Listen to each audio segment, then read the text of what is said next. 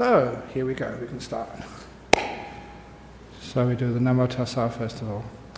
Namo Tassa Bhagavato Arahato Samma Sambuddhassa.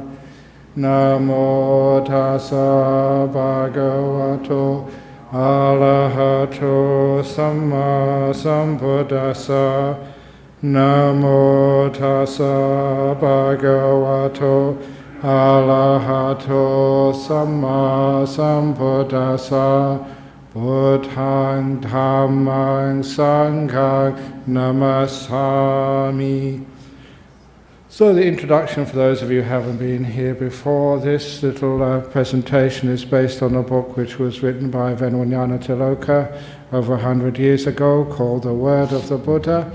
And that particular book was based on some core suttas. These are teachings of the Buddha, and it was an anthology based on the Four Noble Truths. And with the Four Noble Truths we have the Eightfold Path as the fourth Noble Truth.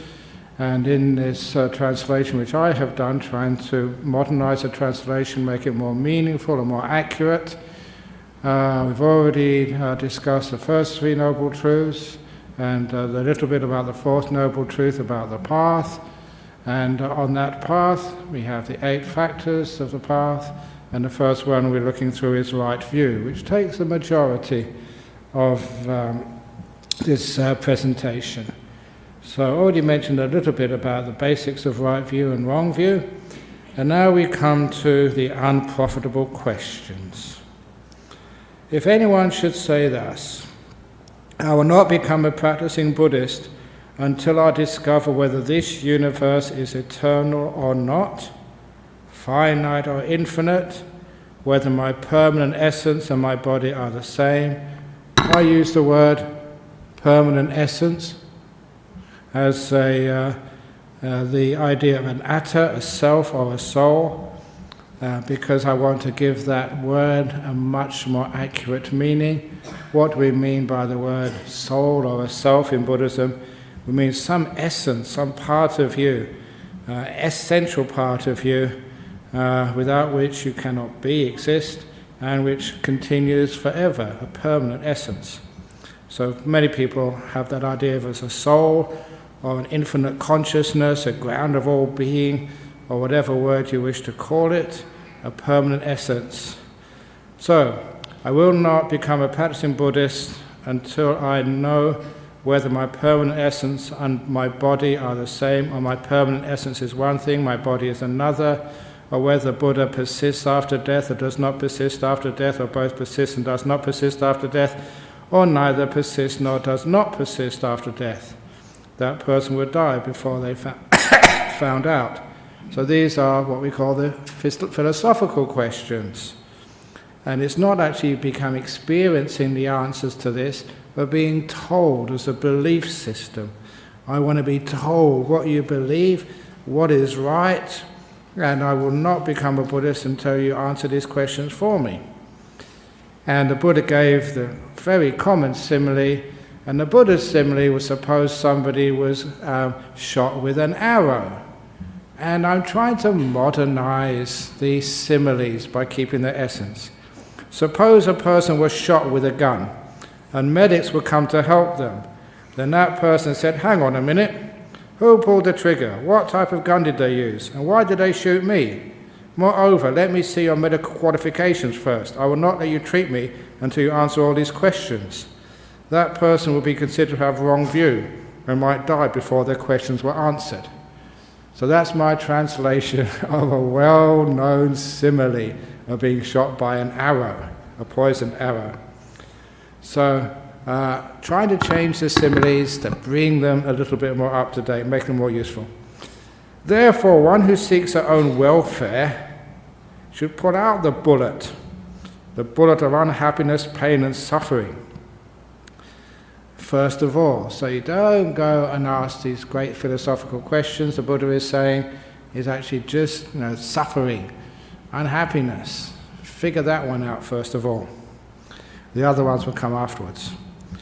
For one with the view that life is eternal, the universe is eternal, the holy life is without meaning.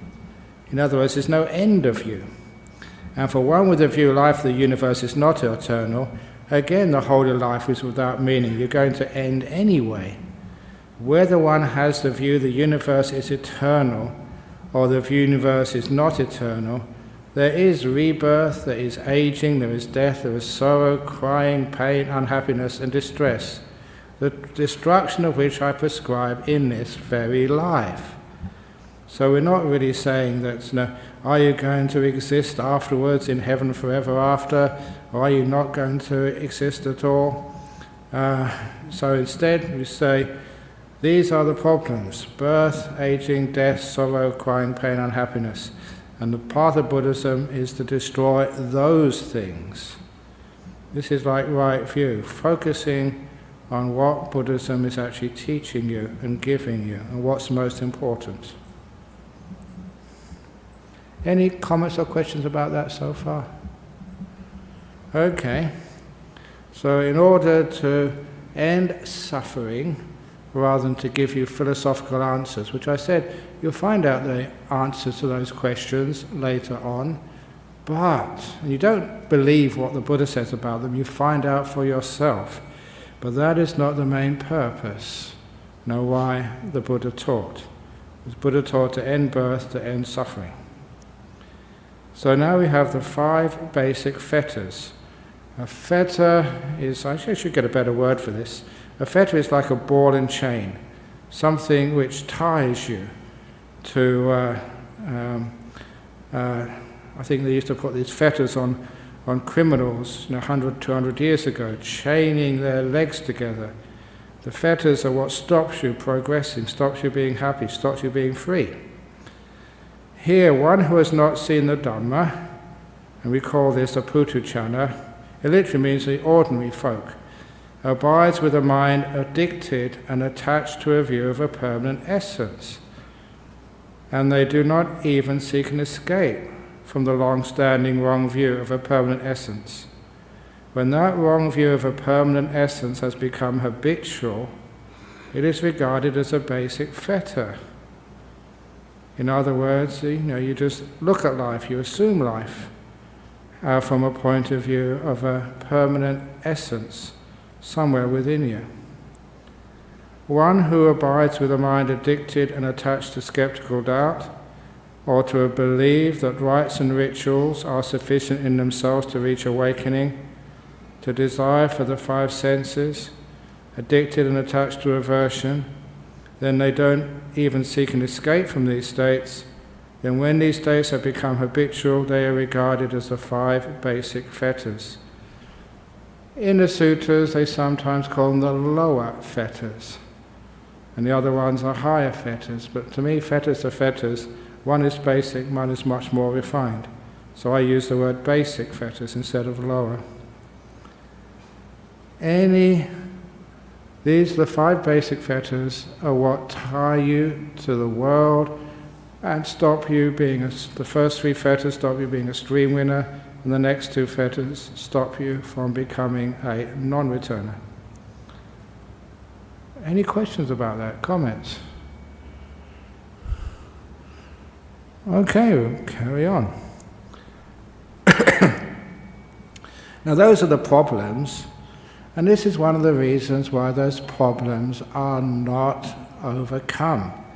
Again, the basic fetter, number 1, is the mind addicted and attached to the view of a permanent essence.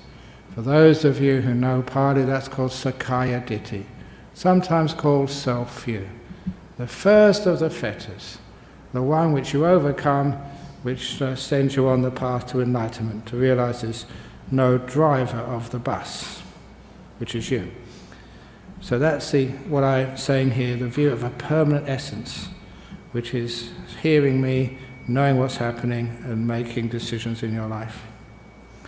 So, one who has not seen the Dhamma does not understand what things are fit for contemplation and what things are not. Thus, they contemplate on those things unfit for attention, or not on those things fit for attention. In other words, one is not even looking in the right place to find where the Dhamma is. And the Buddha gives examples of what is looking in the wrong place, how you contemplate unwisely. Did my soul exist in the past? Did my soul not exist in the past? What was my soul in the past? How was my soul in the past? Having been what did my soul become in the past? Shall my soul be in the future? Shall my soul not be in the future? What shall my soul be in the future? How shall my soul be in the future? Having been what shall my soul become in the future?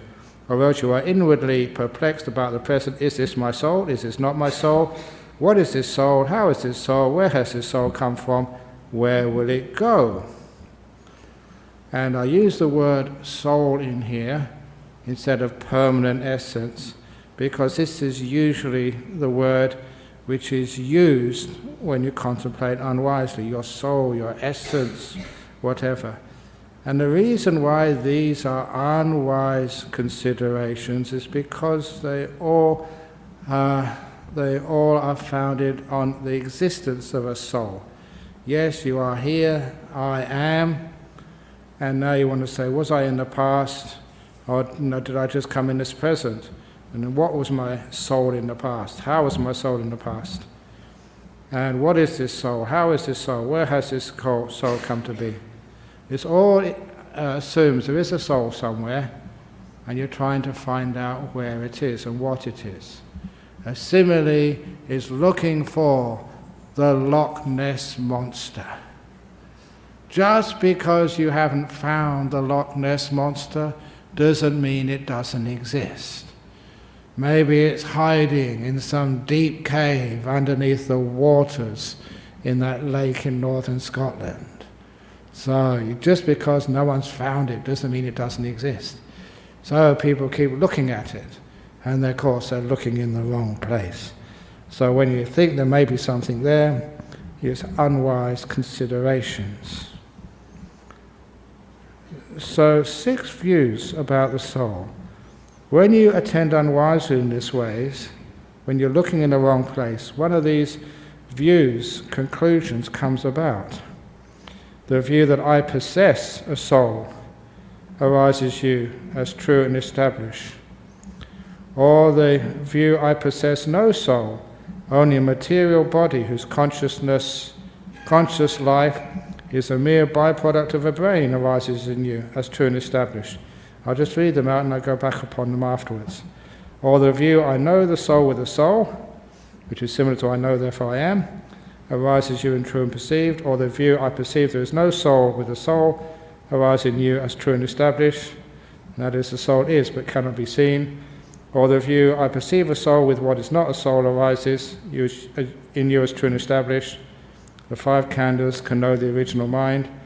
Or else you have some such view as this: it is this soul of mine that speaks and feels and experiences here and there the result of good and bad actions, but this soul of mine is permanent, everlasting, eternal, not subject to change, and will endure as long as eternity. In Buddhism, those are the 6 wrong views about the soul. I'll go over them because they're important. The view I possess a soul arises in you as true and established is the most common view in Western cultures, where the Abrahamic religions of Judaism, Christianity and Islam take it for granted. It's true and established that they have a soul. Or we have the view, which is a materialist view, which obviously many scientists espouse. I possess no soul, only a material body whose conscious life is mere byproduct of a brain. So in other words, the consciousness will stop once the brain stops. That's the materialist view. Or the view, I know the soul with a soul. And I sort of equated that with a famous saying, Descartes, I know, therefore I am. It wasn't Descartes, who was that? I know, therefore I am. It was Descartes, I think.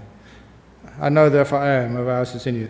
You know something, you're aware of what's going on here, so you assume because you are aware, because you know, because you feel, then you must have a soul. Or I perceive there is no soul, with a soul arises in you, as true and established. So you say, well, I'm sure there is a soul, but I cannot see a no soul. But I have a soul, but it cannot be perceived. The soul is, but cannot be seen. Or the view, I perceive a soul with what is without a soul. The apparatus of knowing, which is the 5 khandhas, the five components of existence, I call them, that is not a soul, but it can actually know a soul. It can perceive the soul. And that is the 5 khandhas aren't the mind, aren't the soul, but they can know what is a soul. Or else you can have such view as this, which is a far more common view. It is this soul of mine that speaks and feels and experiences here and there the result of good and bad actions. In other words, I am the one who knows. But this soul of mine is permanent, everlasting, eternal, not subject to change, and will endure as long as eternity. Now, the only real way you can understand what is wrong view is to see it in the contrast with the right view. And this is the right view which the Buddha stated, and this is another explanation of the middle way. That word, the middle way, is referring to the practice which we do, avoiding the extremes of austerities and indulgence, but it's also a philosophical middle view between existence and non-existence, and this is the right view. Venerable Sir, it is said, right view, right view. In what way is there right view? What is the truth? Asking the Buddha. The world, Kachana, mostly depends on a duality, upon a theory of existence or of non-existence. Now the soul is, the world is, or there is no soul, there is nothing, there is no world. But for one who sees the origin of phenomena as it really is, there is no idea of non-existence of the world. And for one who sees the cessation of phenomena as it really is, there is no idea of existence of the world. It's something in the middle between existence and nothing. Because you can perceive things arising, coming into existence, you can't say there's nothing. But because they pass away almost immediately they arise, we can't say there is existence. It's the middle between existence and non-existence, what I often call the process. You can't say there's something there because it's changing 100% every moment. You can't say there's nothing because there's nothing, there won't be even anything changing. A process, something between existence and non-existence. A third option. So we don't say there is a soul, that's existence, that's one extreme. We can't say there's nothing at all, it's just a byproduct of the brain. That is another extreme. The third option is the process. And then we see further on. Most people are attached to one of these wrong views, but one with right view disengages from such dualistic theories about my soul. You either are or you're not. Instead, you have no perplexity or doubt that what arises, what actually comes into existence, is only suffering arises, and what ceases is only suffering ceases. Your knowledge about this is independent of mere belief and acceptance. It's from experience. In this way, there is right view. Phenomena exist is one extreme. Phenomena do not exist is the second extreme. Without veering to either of these extremes, the Buddha teaches the Dhamma by the middle, dependent origination. With delusion as the cause, volition arises. From volition we get consciousnesses, and this whole dependent origination process, which was mentioned before, will be mentioned again. The dependent origination is describing a process. One thing which causes another, which causes another, which causes another. To give my own simile, to try and make this very deep part of the Dhamma more intelligible for you. The best simile which I've ever come up with was that of like a mango. You eat a mango and you save the seed.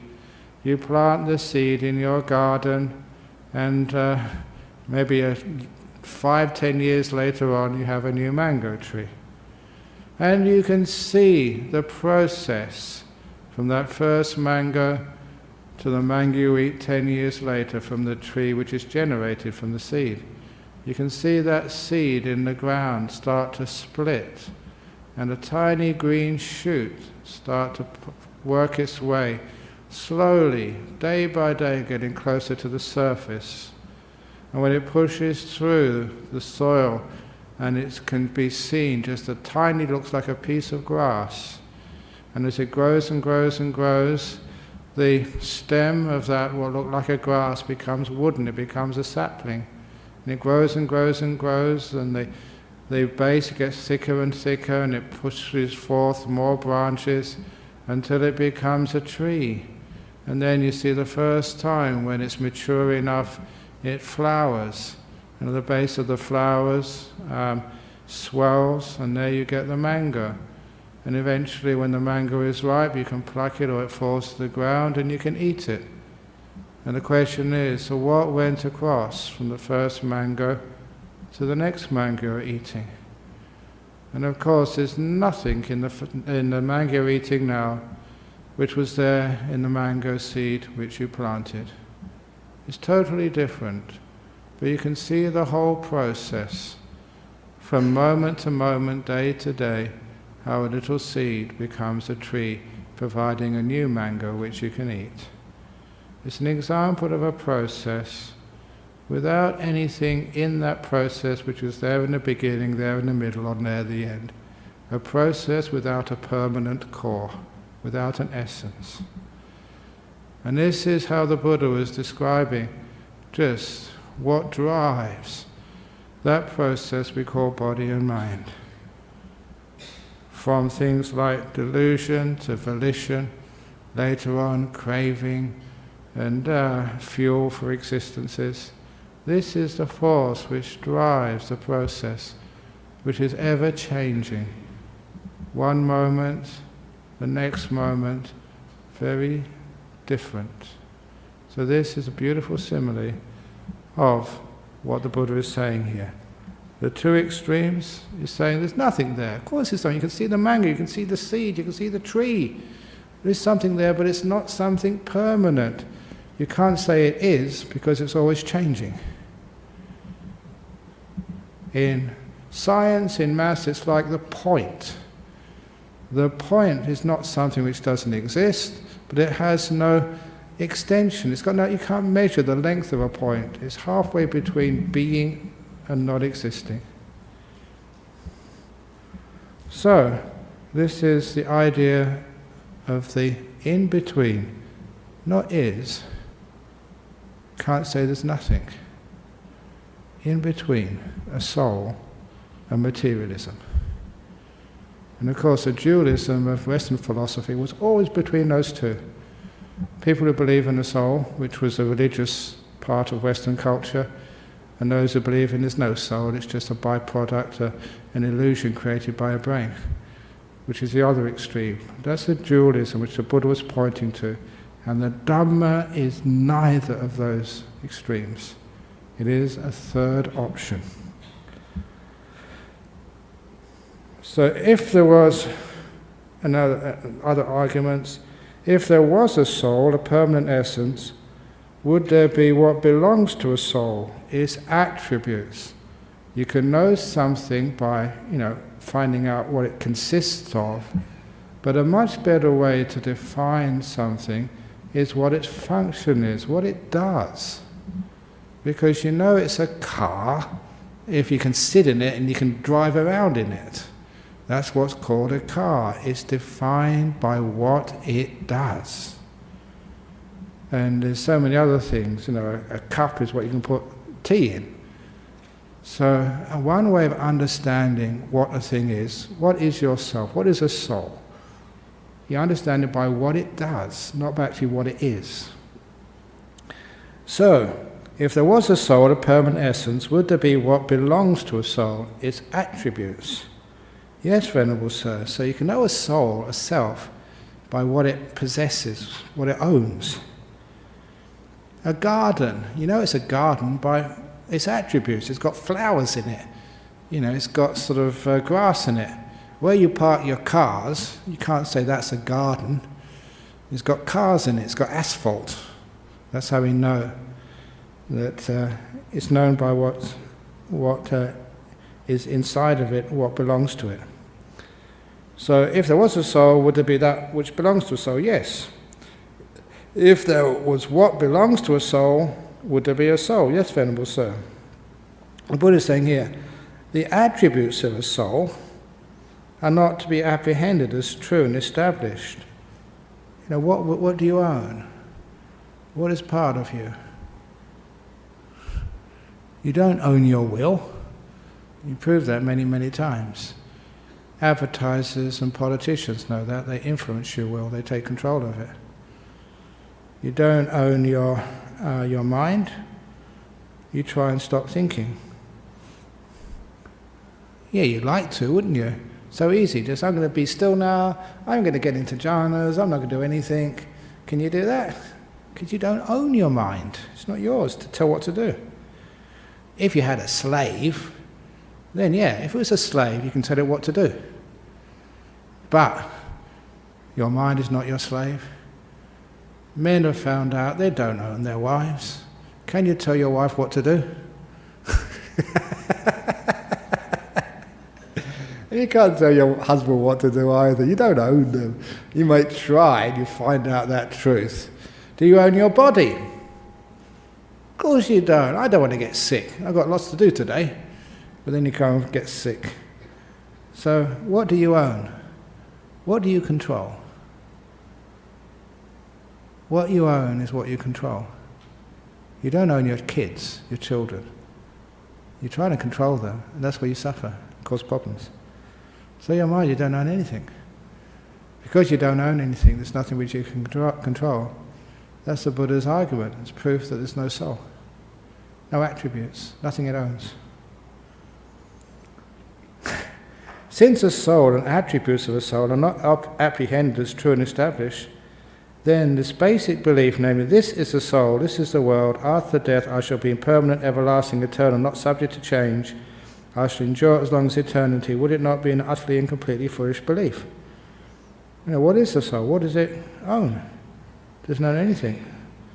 So because it doesn't own anything, because it's no attributes, therefore it doesn't exist. Such speculative beliefs are called the thicket of views, the wilderness of views, the contortion of views, the procrastination of views, the fetter of views. These are just pretty accurate translation of how the Buddha translated or looked at these beliefs. The speculative beliefs. Speculation, it sort of seems that way. Yeah, it probably will be that way.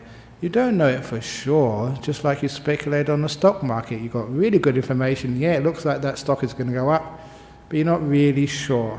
That's why it's called a speculative belief. It's tentative. You're not really sure, but you're just working on that. So the view of a self is a speculative view. So I like the thicket of views. It's so hard to get through this. You get stuck and scratched by that view of a self. It causes a lot of suffering. The wilderness of views, there's no happiness to be found there, no prosperity.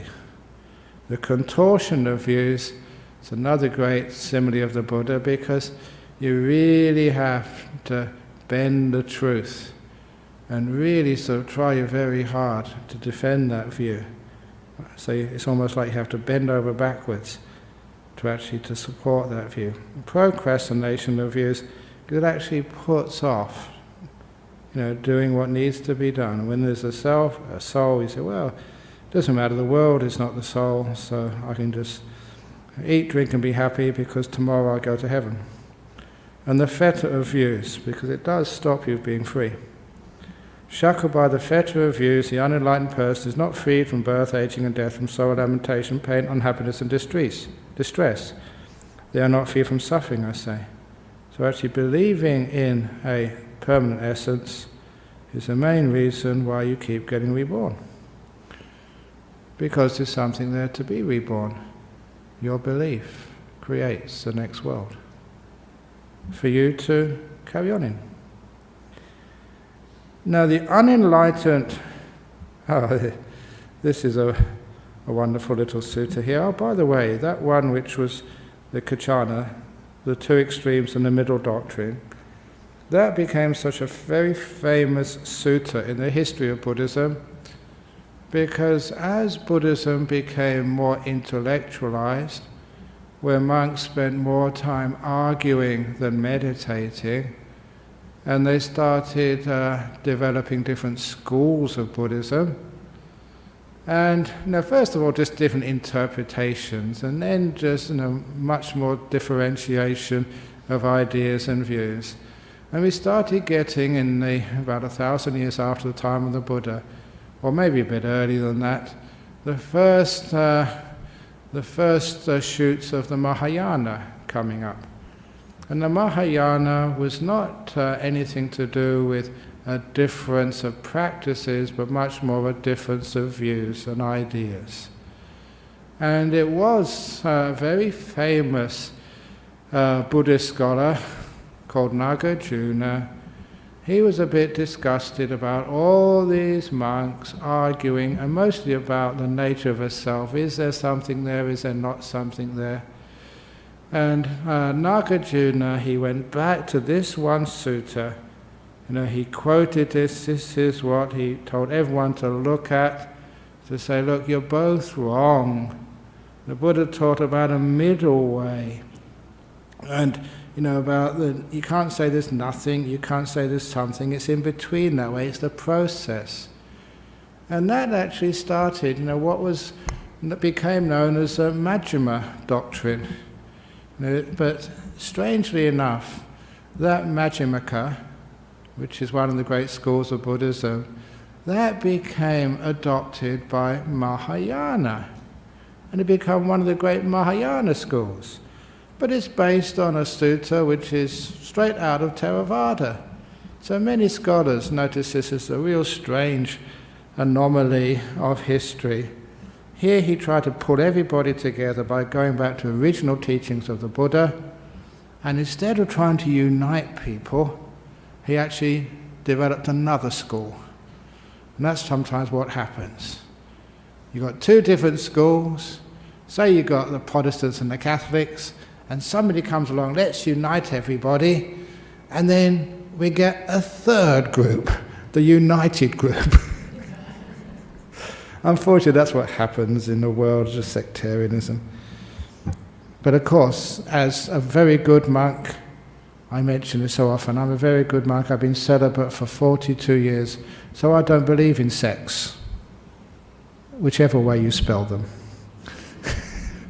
S-E-C-T-S or S-E-X. Neither, I don't think. It's very good. Anyway, so this is actually the Kachana Sutta, was so famous in the Buddhism 1,500 years ago. And anyway, this little one, 1261 here. The unenlightened worldling might experience revulsion from this body. Let its importance fade away and be liberated from it. Why? Because growth and decay are seen in this body. Moreover, it is born and dies.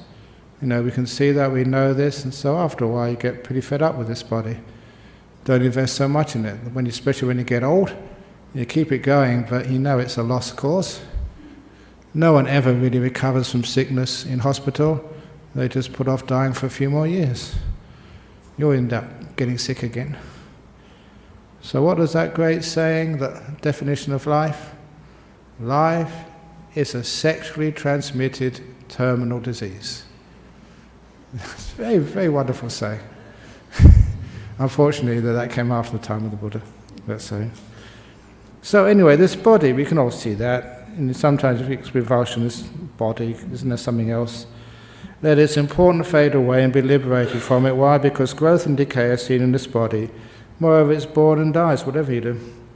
But this thing which is called mind or mentality or consciousness. And I just pause here because sometimes the way it is written in these ancient languages is very precise. They have an or there, not and. This one thing which people call all sorts of different names. You might call it your heart, your essence, the mind, consciousness, awareness, the knower. We have so many different words, but it's all pointing to this same idea of a permanent essence, a soul, an essential being, a heart of you.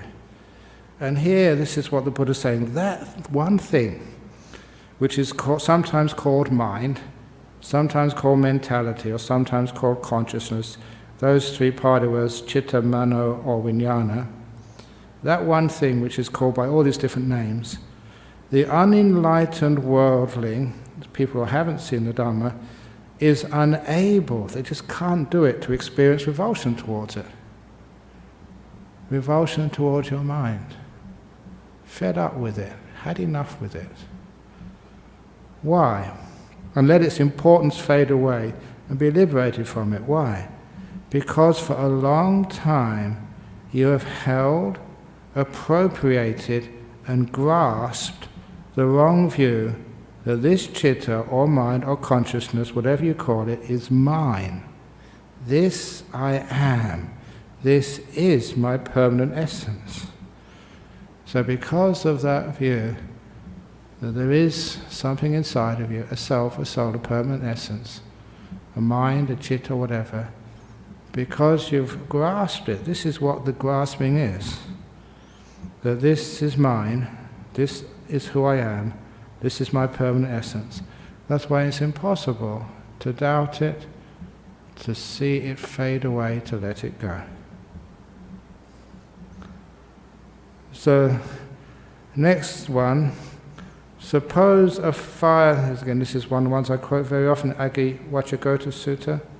Suppose a fire was burning in front of you. Would you know that a fire was burning in front of you? Of course. If someone asked you what this fire burnt in dependence on, how would you answer? You would answer that the fire was burning in dependence on the fuel of grass and sticks. If the fire was extinguished, and they use the word nibbutto, it's the past participle of nibbana. Nibbana is a noun, nibbutto means nibbanat. If this fire was extinguished, would you know that the fire was extinguished? Yes, of course. And if someone then asked you where that fire went to when it was extinguished, did it go to the east, the west, the north, or the south? How would you answer? The question makes no sense. The fire burnt in dependence on its fuel of grass and sticks. When that was used up, not getting any more fuel, it became extinguished. It didn't go anywhere. So too, where does an enlightened one go after death? The question makes no sense. Do you get it? Does the enlightened one go to the north, the south, the west, the east? Of course not. It was just dependent on many things, like the fire depended on grass and sticks. When the grass and sticks were all used up, it nibbutted, it nibbanat. Didn't go anywhere. At last we have a question. Yes, John? The wrong views of the self and the common one, which fits quite easy actually, is to view you see what you did wrong and what you did right and so forth. Now who is actually seeing that? Who is actually seeing that? Wrong question. That's an unprofitable question. Who is actually seeing it assumes there is some person there, a being, a who. So instead we change the question to something which is more profitable. What is experiencing that? Not a who. You can see that sometimes when you put the question wrong, you find no real good answer. If you ask the question, who am I? Then that's trying to find the Loch Ness Monster again. It has no ending to it. Just because you haven't discovered it yet, you assume, who am I? That you exist. There is a being, a person, an essence. You're just trying to find it. And just because you haven't found a good answer yet doesn't mean you're going to give up your belief. Just because you haven't found the Loch Ness Monster doesn't mean it doesn't exist. So you're asking the wrong question. He said, what do I take myself to be? Now, what is experiencing this? And then you find it's just these 5 components of existence. What is hearing me? It's just the sense of sound. You have sense base of hearing. There is sound coming from my mouth, and the two come together and consciousness turns on, and you're aware of it, and the brain interprets it, and the mind knows what your brain has experienced as sound. It's a process, that's all, not a thing. So when you ask what is experiencing this, rather than who, it becomes a profitable question, not an unprofitable one. Does that make sense to you? Yes. Okay, at the back, yes, Chris.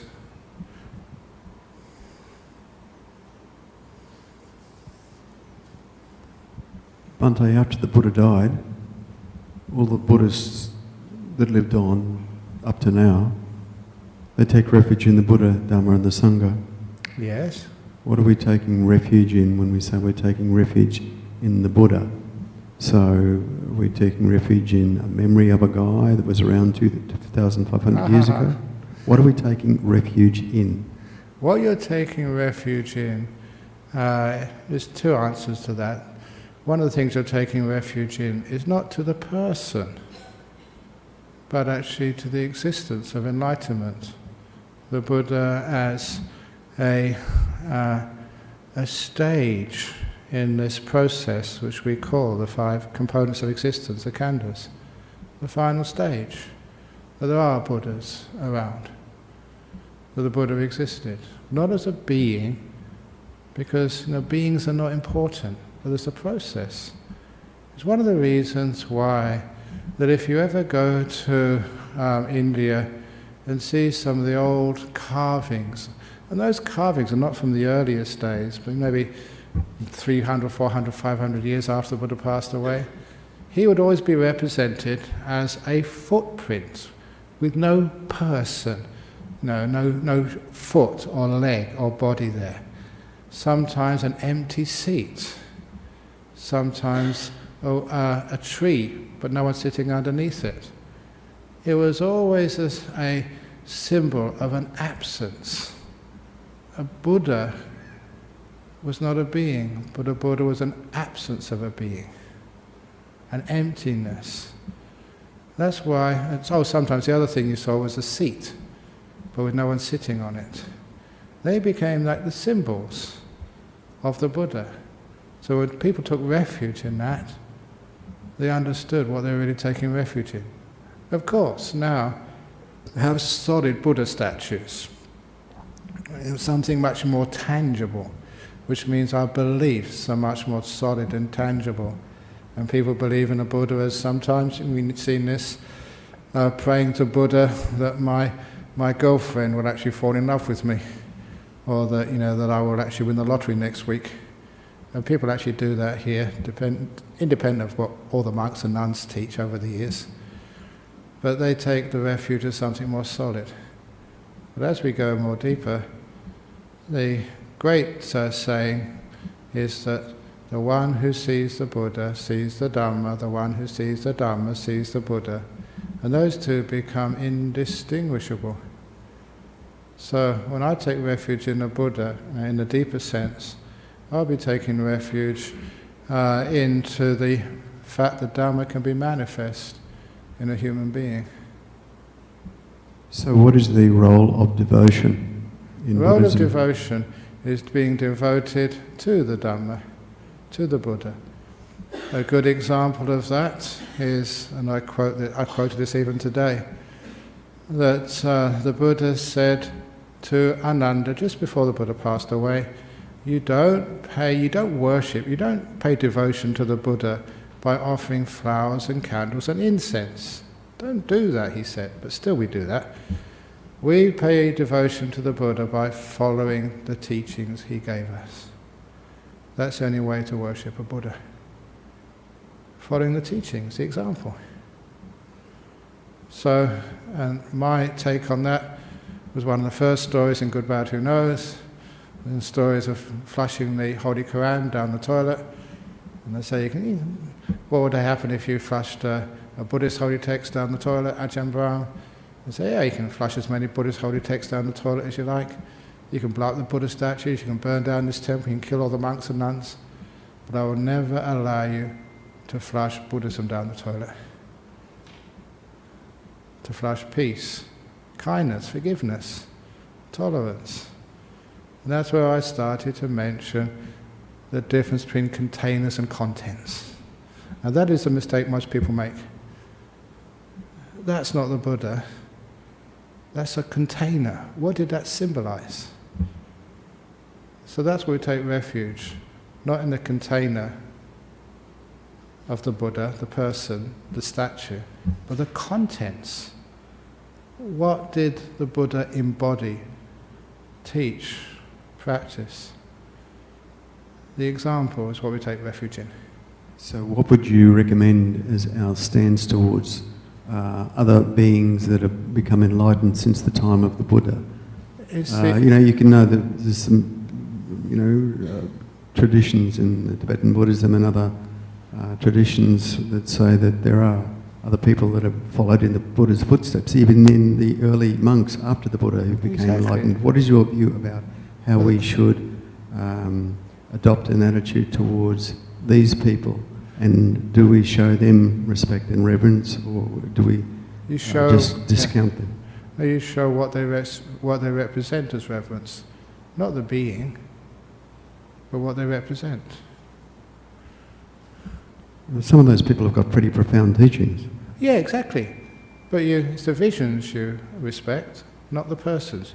Depersonalize it. Because otherwise, my guru. So you follow the guru, but you don't follow the teachings. And sometimes when it becomes like a personalized, then seeing the person is important. Listening to the teachings are not important. Just being with somebody, but not following what they say, is more important. So you see that the people, become important, not their message. That happens here, Ajahn, with you. Of course it does. So you should just follow what I say, not what I am. Yeah, go on. Ajahn Brahm, I thought in the scriptures it did mention, before the Buddha died, before the Buddha he was dying, and then I think it's Ananda was crying, and then he was saying to the Buddha, when you've gone this thing, who do we take refuge to? And the reply from Buddha is, you see me through my teachings. Yeah, that's what he said. What the Buddha actually said, who will be our teacher? So not who you take refuge in, but who will be our teacher? And that's when the Buddha said, your teacher will be the teachings, which I've left you. But your refuge will always be the Buddha, Dhamma and the Sangha. Those are your three refuges. But your teacher will be the teachings. Okay, yes. Didn't quite digest the number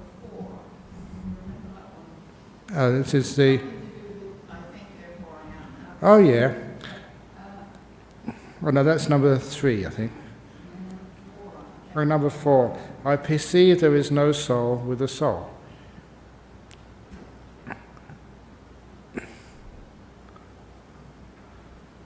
So that's number 4.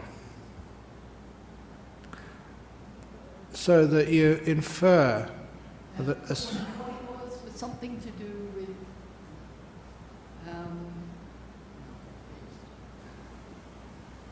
I wasn't sure if the people were saying about the soul, that they believed in a soul. Yes. So because I haven't got 4 up there, Yeah. wait a minute. Yeah, all these ones, there is a belief there is a soul, but they say, yes, there's a soul, but it can never be perceived. Because I was getting confused there, because earlier on you said because you believe in the Loch Ness Monster, or you don't Yeah. believe in the Loch Ness Monster, Yeah. it doesn't mean to say it's not there. Exactly, So yeah. that's where I'm getting a bit confused with that. Okay. It says once you believe in a soul, and you believe there is a Loch Ness Monster, it's so hard to disprove that.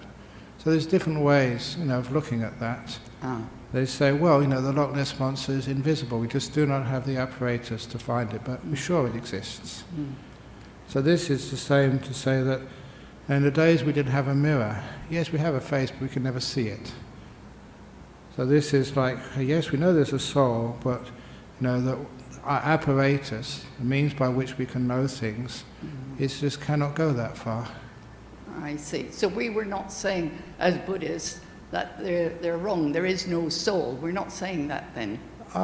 No, what we're actually saying, the idea of a soul itself is just, you're asking the wrong question, which is Right. who am I, or who's watching this? Uh-huh. And instead we actually do so because this is wrong, unwise contemplations. Mm-hmm. We're digging in the wrong place.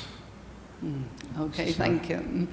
So getting back to the end about a question of the essence, flowers, and that this ritual that we do. Yeah. Why do we carry that on if we're trying to come into the 20th century? Because I do hear Yeah. people saying sometimes, why do you do all that rubbish of bowing and Yeah. incense? And with us, we just say, well, it makes us, gives us humility. Yeah. But the way you were speaking just now is, oh, well, we really shouldn't be having that. Am I right? It's harmless to offer flowers to the Buddha. I mean, it's actually harmless for Ainsley to offer you flowers on your birthday. But it is like a way we show our respect and love and appreciation for somebody. And that's always happened over the centuries. Mm-hmm. Because flowers are beautiful things. We want to offer something beautiful and simple to people we respect and love. That's the only reason why. But it's wrong if that's the only thing you do.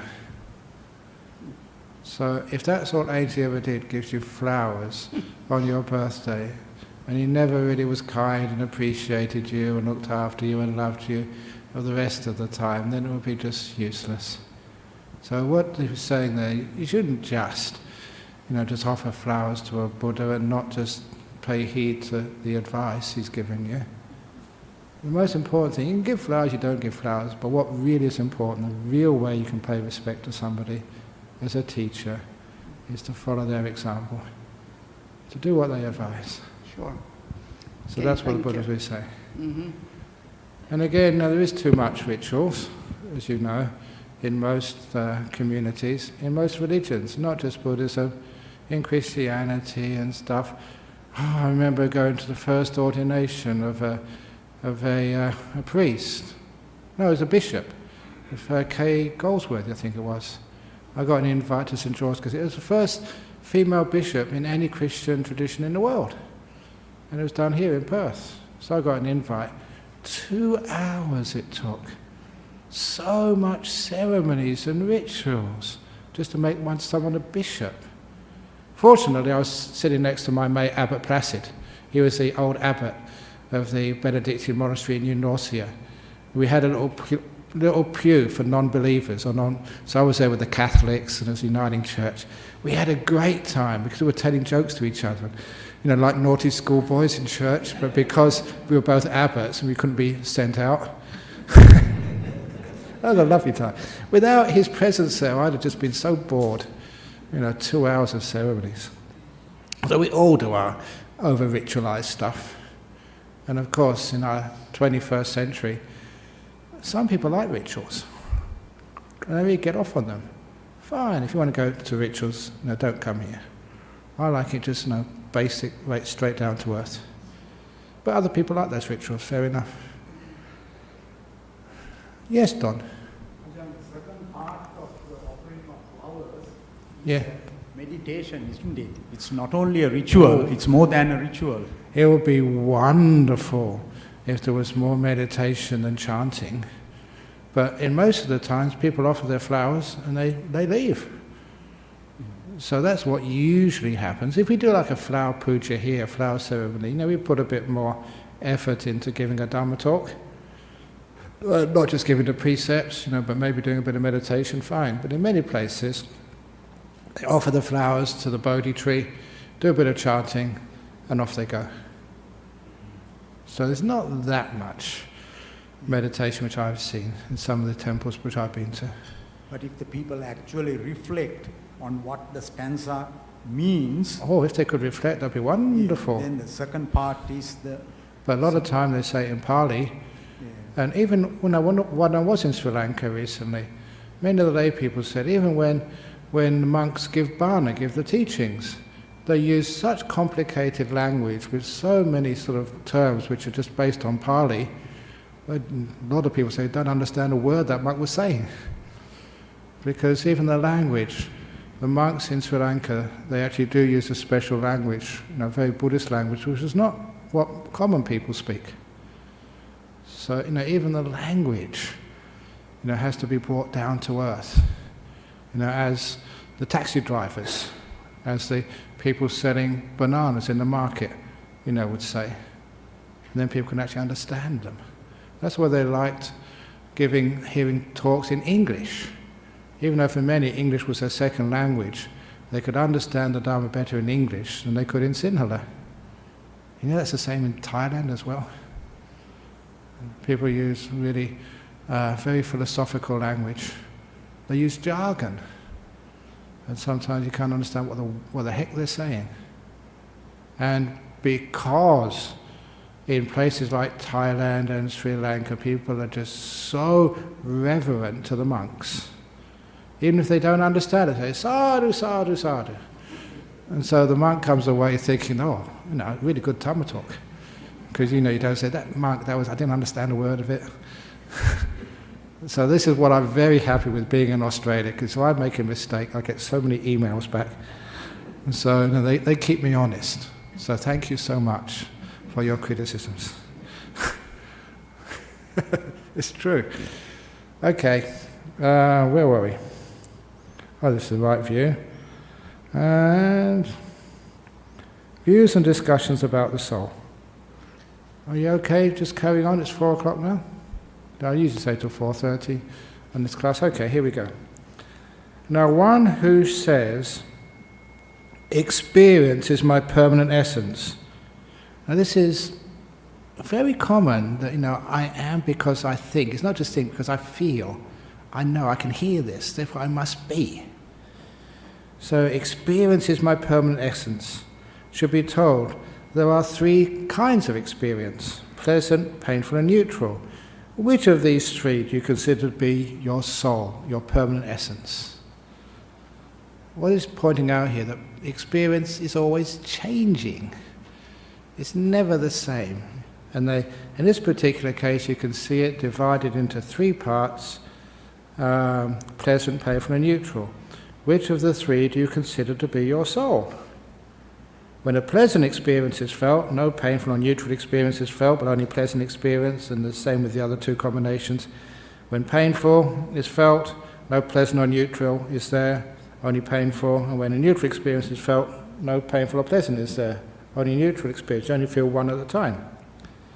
So you know that pleasant experience is impermanent, conditioned. In other words, you have to have its causes for being pleasant, dependently arisen, bound to decay, to vanish, to fade away, to cease. And so to our painful experience and neutral experience, they don't last. That's a beautiful thing to keep in mind. Pleasant experience, we get so disappointed when it disappears. But please notice, it has to disappear. I try to teach a lot by using humour. When people say, I ask you how I do, I'm doing well, and I say, it won't last. People say, that's really nasty, Ajahn Brahm. Having a good day today. How are you? Are you healthy today? You overcome your operation? I'm feeling healthy now. It won't last. You've got to say that because it's true. And I also say when people are having a hard time, this too will pass. And that's a wonderful thing to know when things aren't going well in your life, when they're painful, when they're suffering. That is one of the things which you always remember if you're in hospital, really sick, in great pain. going through difficult times in your life, emotional difficulties as well as physical pain, please remember it doesn't last. It can't last. By its very nature, no matter what you do, no matter what the universe throws at you, it cannot last. And that shows that there is a light at the end of the tunnel, which gives you a lot of solace. So many people have actually got through some very difficult times just noticing it is impermanent. So, but the pointer here is, because experience is sometimes pleasant, sometimes painful, sometimes in between, that it's not permanent. It cannot be an essence. So, understanding that experience, anyone who on experiencing a pleasant experience thinks, this is my soul, my permanent essence, must at the cessation of that pleasant experience think, my soul has gone. And with the same with painful and neutral experience. Thus whoever thinks experience is my soul is contemplating something in its present life that is impermanent, a mixture of happiness and unhappiness, subject to arising and passing away. Therefore it is not fitting to maintain experience is my soul. Fair enough, so let's refine it. But anyone who says experience is not my soul, but my soul is, but doesn't experience anything, should be asked, if there were no experience at all, could there be the concept I am? Because even the thought I am is an experience, to which one would have to answer no. Therefore it is not tenable to maintain experience is not my soul. My soul is, but doesn't experience anything. If your soul doesn't experience anything, it doesn't exist. To exist is to experience. And sometimes people say that. Yeah, there's happiness and suffering in the world, but my soul is beyond that. My soul doesn't suffer, doesn't have happiness, doesn't have pain, doesn't have anything even in between. In other words, it doesn't exist. You can't even think, I am. And anyone who says, okay, fair enough, let's try something else. Experience is not my soul. My soul is, but does not actually experience anything, but my soul performs the act of experience. In other words, experience is something outside of the soul, like, I'm the operator of the computer, so I am the soul, my computer is experience, I'm the one who actually messes around. I perform the act of experience. That's the nature of a soul, to perform acts of experience.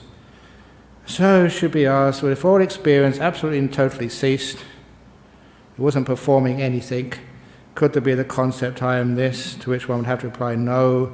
In other words, if the soul did not perform any act of experience, if it didn't do anything, again, it would not be there.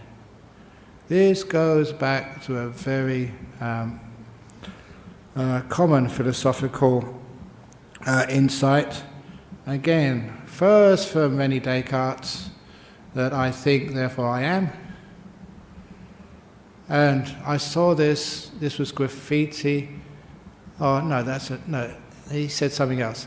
I think, therefore I am was one of his sayings, but he also said, to do is to be. So doing, if you do something, is a sign you exist. And obviously that's if you look at a body which is dead. It doesn't do anything, doesn't respond. You shout at it, you prick it, you open its eyes and shine a light in its eyeballs and then nothing happens. If it doesn't do anything, it's dead. So he's saying, to do is to be. That was René Descartes, and this was on the wall of the philosophy department in Cambridge. I saw it myself when I was a student there in 69, 70 or somewhere around then. To do is to be, René Descartes. And then it was the French philosopher Sartre, turned it around. And he said, to be is to do. An existential philosophy. Turned around René Descartes. Instead of to do is to be is to do. In other words, to actually exist in this world, you have to go out there and do stuff. That is the meaning of life. To do, to interact, to go, to do things. And then the last line was from the American philosopher, doobie-doobie-doo, Frank Sinatra. And that was actually on the wall philosophy department. Brilliant sort of insight there, putting it all together. To be is to do. Descartes, to do is to be, or the other way around, sorry. It was Sartre, doobie-doobie-doo, Frank Sinatra. Brilliant. But this is actually the thing about experience. If you don't experience anything, you aren't. So the idea of if your soul is actually what performs experience, when it stops performing experience, it doesn't exist anymore. It stops. And the whole idea of a soul is it actually is permanently, a permanent essence. So, from the time when a meditator no longer regards experience as a soul, or that the soul is, but does not experience anything, or the soul is, doesn't experience anything, but the soul performs the act of experience, that's its nature. When they don't regard those things, but you regard, in the way of those three things are not there, then you cling to nothing in the world. By clinging is you don't sort of cling to this being my permanent essence, that being my permanent essence, this being my permanent essence. And when you realize there is no permanent essence to protect or to cling to, then not clinging to anything, you're not excited by anything. And by not being excited by anything, you gain personal liberation. You know rebirth is finished, the whole life has been led. Done was what had to be done, there's nothing more here. Even experience doesn't belong to you. It's not me, it's not mine, it's not my essence. Therefore you can let experience stop. The only reason why it won't stop is because you've got a personal investment in it. That's me. I am experience. Therefore there's no way I can let that go. And where that happens is when you meditate and things start to disappear and experience begins to fade away, then you get scared, your body starts to go, and you say, I'm going. You're not hearing, you're not smelling, tasting, touching, you're disappearing. I'm vanishing. And that's scary. That's where fear comes from when you meditate. So many people get afraid. What they're afraid of letting go of what they're attached to. Not me being attached to that, but the one doing the attaching. That's what you're letting go of. Many, many years ago, I'm going off on tangents as usual, I tried to get similes, to explain these things more broadly in English. And I just noticed, being a monk, I was sexually active before I was a monk. I had girlfriends, and I had to give all that up. I had to let it go, detach. It's a hard thing to do for a young man. But then I started getting really into food, especially sweets. So come stop that. That's another form of desire and craving. So I gave that up. Then it was maybe cups of tea. No, come on. And I noticed in life, whenever you give up one attachment, you go and attach to something else. And it seems to be, that's the nature of life. And I thought, this is endless. I let go of one thing and I go and attach to something else. You let go of watching the TV, and then you attach to the internet. Okay, it's no more internet, no more internet games. I'm not going to do any more internet. Then you go and attach to something else. I realise there's a problem here. Why do people always attach? And that's when I got the simile of the hand. Why does my hand always pick up things? That's an excuse to have a cup of tea. But when I'm not picking up the tea, I'll put this up, put it down, come on, stop playing around. Pick up something else. I noticed my hand was always picking things up. Why? Because that's the nature of a hand. That's what it does. That's what it's for. That's its function, to pick things up. So I thought, how can I stop picking things up? And I thought, cut off my hand. And I never did this, it was just like a thought experiment. If I cut off my hand, that's the only way I'll stop picking things up. Yeah. The only way I can really stop picking things up with my mind, attaching to things, is to cut off the thing which does the picking up. And that was my sense of self. As long as you have a sense of a permanent essence of self in there, you will always attach to things, because that is what the self does. That's its function. You know it by its attributes, by what it owns, by what it does. So I thought that was really neat.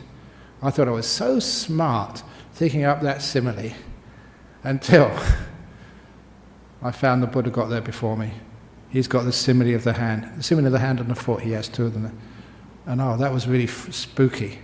Now and I hadn't read that before, not in this life anyway. I was reading that, wow, that's my simile. But I had to admit the Buddha, because he lived before me, he must have got there first. But because of that, that became a very important simile for me. The only way to let go of attaching to things, the only way to stop being reborn, is to cut off and see that thing which does the attaching. Not the objects of attachment, they're endless, but the thing which does the attaching, the sense of self, to see that doesn't exist. And once that happens, letting go is easy. So, Majjhima Nikaya 148. If anyone says the mind is the soul, and that's what other people, not just experience, but the knower, that which knows is the soul. The appearance and disappearance of the mind are discerned. If you have a look and understand what we mean by the mind, the knower, there's times you're under anesthetic, you don't know anything, you go to sleep. Even in meditation, the mind disappears for many of you. So then if the mind is the soul, where have you gone? You disappeared. The appearance and disappearance of the mind are discerned. And since its appearance and disappearance are discerned, it would follow that my soul appears and then disappears. That is why it's not tenable for anyone to say the mind is the soul. Thus the mind is not the soul. If anyone was saying that the objects of the mind are the soul, mind consciousness is the soul, experience is the soul, we've done that one, wanting is the soul. And this is, when I first saw that, wow, that's interesting. Wanting, which is like the craving, the thirst, that is who I am, that's what drives me, the driver of life. And they say because sometimes when you don't want anything, when you're content, it's like you disappear. And to want, to crave, when you are wanting something and striving for it, you have a very strong sense of being and existing. Or when you have the opposite, the anger, going on a demonstration, a protest, standing outside of Parliament, denouncing this party or that party or Donald Trump or whoever it is, you feel alive. Because to want, to do, or aversion, anger, gives you a sense of existence. So if you say wanting is the real me, then of course sometimes that disappears. So where have you gone? That's why it's not tenable for anyone to say the wanting, the craving is the soul. Thus the mind is not the soul, mind objects are not the soul, mind conscious is not the soul, mind objects is not the soul. I've got that too. Experience is not the soul, wanting is not the soul. And it would be rather better, said this already, for the uninstructed worldling to take as the soul this body rather than the mind. At least the body lasts a long time, because this body lasts for up to 100 years or even longer. So at least it has some sense of permanence, this body. But anything to do with the mind, consciousness, experience, it comes and goes so quickly. But that thing that is called the mind or mentality or consciousness arises as one thing and ceases another all the time. Actually, in the sutra it says by day and by night, and that's just such a confusing thing. It means all the time, so translate it as it should be translated. But okay, that is the unwise considerations which take much more space than the wise considerations. That's because there's so many different ways to be unwise, but very simple ways to be wise. So an enlightened one, or one on the path to enlightenment, understands what things are fit for attention, what things are unfit for attention. Thus they do not contemplate things unfit for attention, only those things fit for attention. You contemplate the suffering, the origin, what actually causes suffering. This is getting the bullet out instead of just, do I exist, do I not exist? And the cessation of suffering, the origin of suffering is the wanting. When you stop wanting, things vanish. And this is the way leading to cessation of suffering, the Eightfold Path. When you contemplate in this way, 3 fetters are abandoned in you, a view of a permanent essence. You see that that's a false view. There is no soul in here, nothing permanent. But remember, if you haven't understood that, the middle way thing, people say, well, if there's no soul, then what gets enlightened? What gets reborn? And what experiences come later on? If there's nobody in here, it doesn't mean there's no one in here. There's nothing. Doesn't mean there's a permanent soul.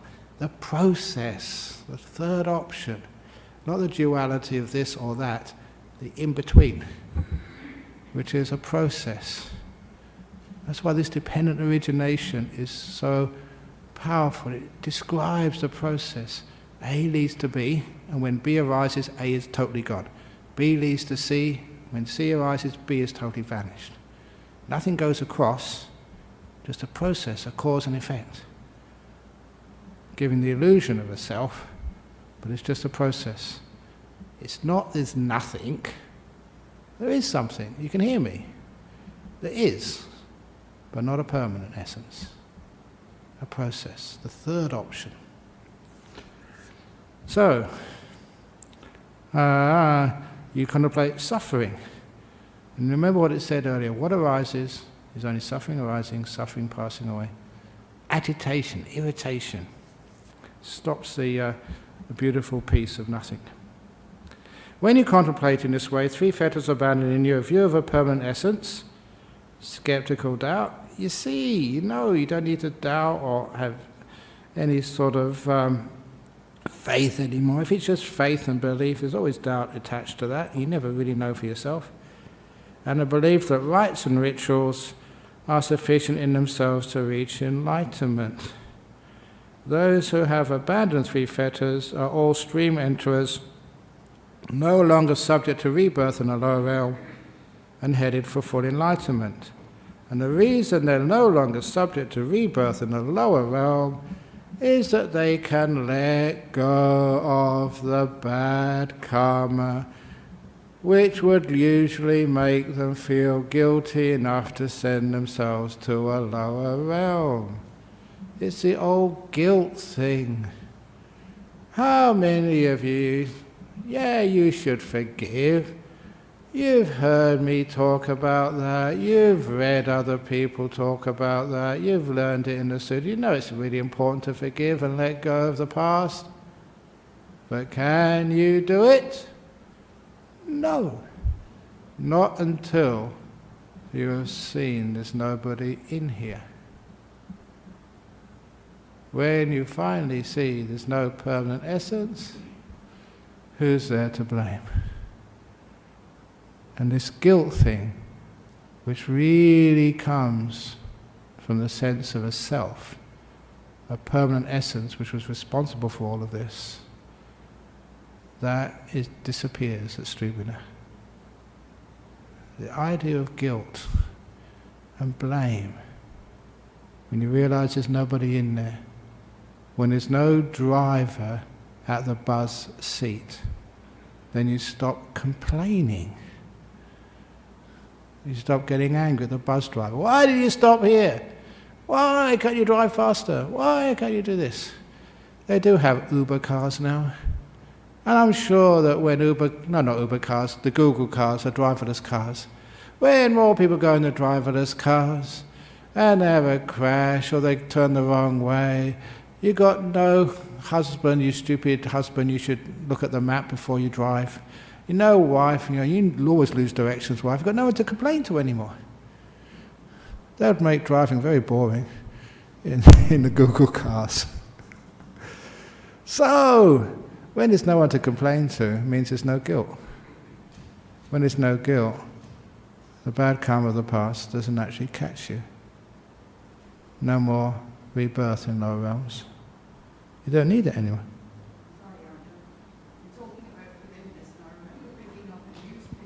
Yeah. I remember picking up a newspaper yesterday for somebody, and the headline said, if you were raped, could you forgive that person? And immediately my mind said, no way. Because an experience like that must stay with people or the woman, for the rest of her life. She would have such a job to get rid of that. In fact, surely you cannot get rid of a thought like that. It's a horrible experience. So anyway, I've just wanted to share that. I just immediately said, no, I could not forgive that person. But then I've met many people who have forgiven. And it's so inspiring to see such people who have been terribly raped. Not just, all rape is terrible, but I mean really horrendous stuff. And they have forgiven. And they say that when they have forgiven, at that point they are free. I could understand that, if you can reach that point, yes. And the thing is that when our society says or implies there's something wrong with you if you forgive, when they expect you to always keep that anger, when they say it's impossible, it closes off a huge avenue of freedom. That is why there are inspirational men and women who come up and give talks and just say how they've resolved that pain by forgiving. And they say that they are so free. They were tortured once. Why do they have to allow that person to torture them for the rest of their life? When they forgive, it means they don't never sort of agree and think that's a wonderful thing which happened to them. No, obviously not. No, it's just a terrible thing. But now the emotional scar is healed. That's why it's such an important thing. Any type of trauma, without forgiveness, that trauma is a huge burden on your life forever. Until that moment comes when they let it go. And how does this equate with you are not in charge? You very often hear that. You are not in charge, therefore, how does that happen? Yeah, exactly. I mean, just why these things happen, and there's a lot of reason for that. Why those things happen, the sexualization of society, just the general boredom, just the lack of just the village cultures where people are coming. So there's so many causes, but that's another argument. That's another thing to look at. No, sorry, Arjan. Maybe I didn't explain that properly.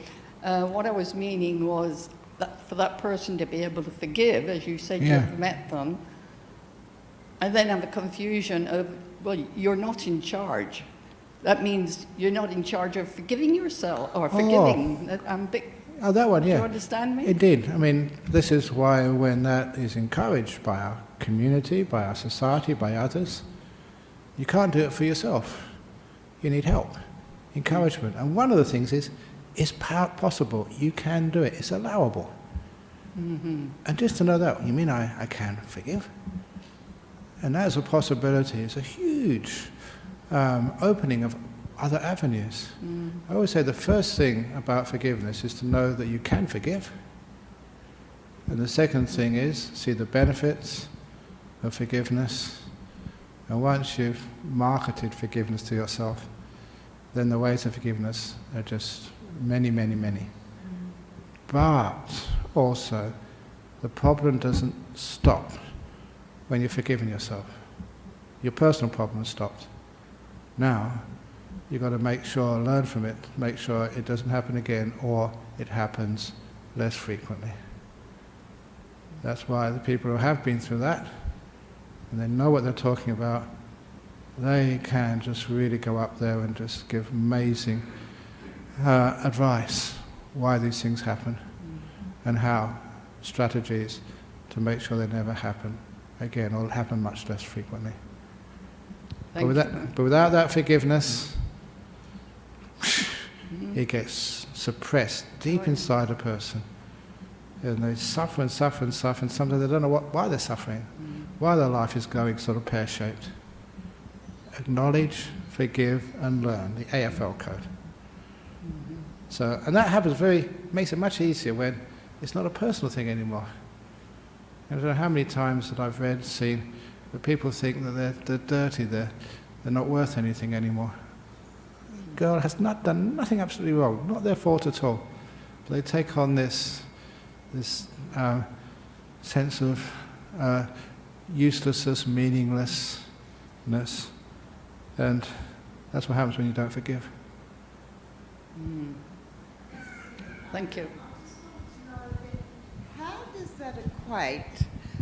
does that equate with the process, the third way?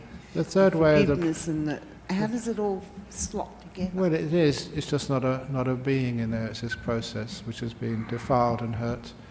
But it's when one sees there's not a person there but a process, it makes forgiveness much easier, because it's much easier to let go when there's nothing doing the holding and grasping. It's much easier to let go of things. As long as there's a hand, you always pick up things.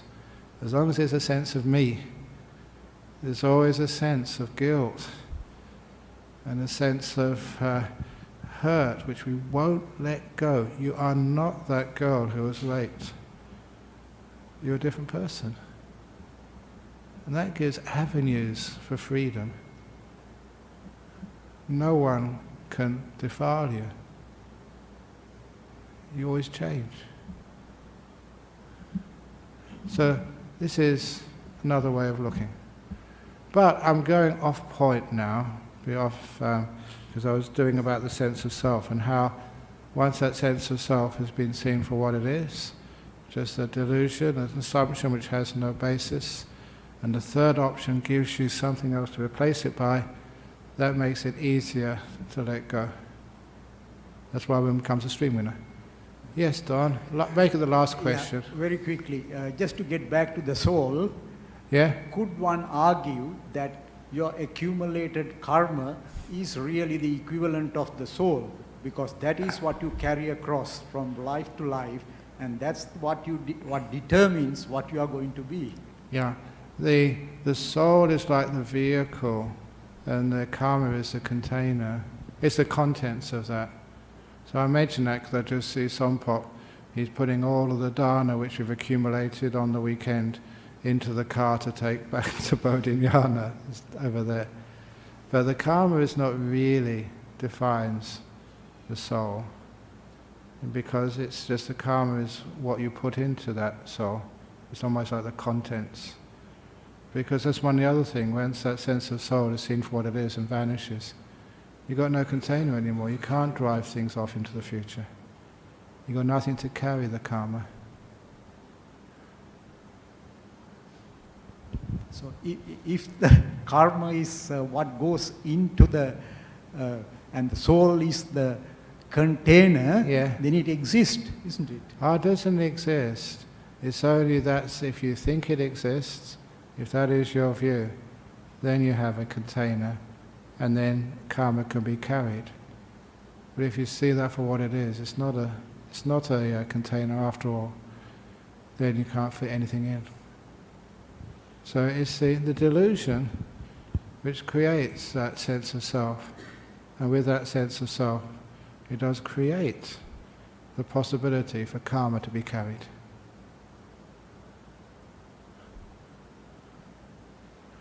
Okay, now there usually is a couple of questions from overseas, so I should really deal with those and quickly, and then we'll finish off for the day, because it's a nice place to finish off, because the next one is the stream winning, which we'll do that in a couple of weeks' time. In South Australia, how do you differentiate between the revulsion to the mind and Vibhavandanha? Vibhavantanha is trying to destroy something. It's a craving not to exist, but which is really just a craving, an I wanting to destroy a self. The simile which I use for the craving to annihilate something is from Oliver Twist, where one of the characters there says, if Oliver comes back with a £5 note, then I'll eat my own head. And to eat your own head is like the craving to destroy existence. I want to stop existence. Trying to eat your own head. You can say it, you can contemplate it, but it's a bit difficult to actually to do in practice. The revulsion towards the mind is actually to see it just as a cause of suffering. And so the revulsion means, sometimes I use the word repulsion instead of revulsion. It's just, you're not interested in it anymore. You know, sometimes it's like when you had toys as a kid. There comes a time when you don't want to play with those toys anymore. And you've been there, done that, and you just turn away from it. That's the meaning of revulsion. So in the USA, if you don't exist anywhere after Nibbana, how is this different to nihilism? It's different to nihilism because nihilism, again, is the sense that there is nothing. You don't say there's something, there is this third option of a process. So this process, you know, is the difference between the dualism of nothing and something. And this is describing life, existence, you know, the world in front of us. After Nibbana, this is parinibbana they mean. Parinibbana means when a person is enlightened dies, then there is nothing there, and the reason there's nothing there is nothing there to begin with. But nihilism is the doctrine of, in this world there is nothing. And I think that there was one philosopher who espoused that there is nothing in this world, and it was George Bernard Shaw, kicked him. And when this philosopher said, Al, you have been disproved.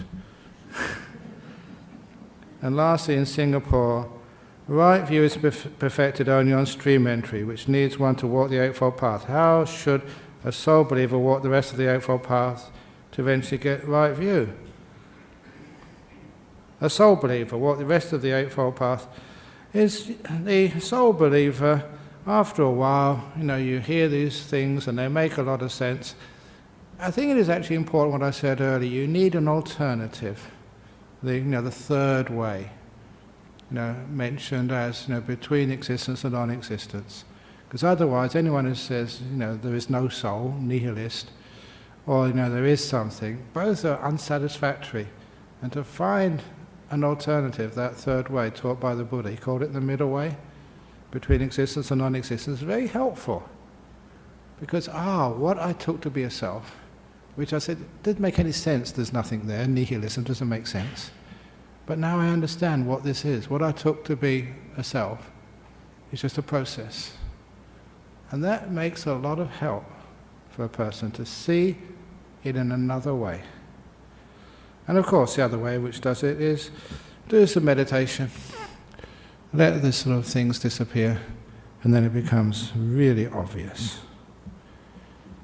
Okay, that was PJ, a good old friend in Singapore. Hopefully you're okay. So now we can finish off, because I've gone over time as usual, and we can pay respects to the Buddha, Dhamma and the Sangha, and then I can go back to my monastery. I haven't been for a couple of weeks, been in Thailand and here, and you can all go home to a nice dinner.